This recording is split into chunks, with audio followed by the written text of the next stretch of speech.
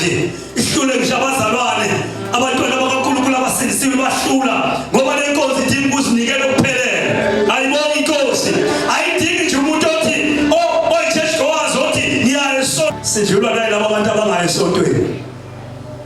Khona laba bantu ababizwa ukuthi izindaba bake bahlale kwebomvu ikhanda bagwazana abanye, kodwa kuzothi ngemva kwensuku ezimbili ezintathu uzobona sebendawonye sebedlala ukhamba lunye baze bagoqelane nogwayi ngamathe omunye anganaki ukuthi ugoqa amathi ngabani kodwa babheme ndawonye. Ayibonga inkosi. Haleluya.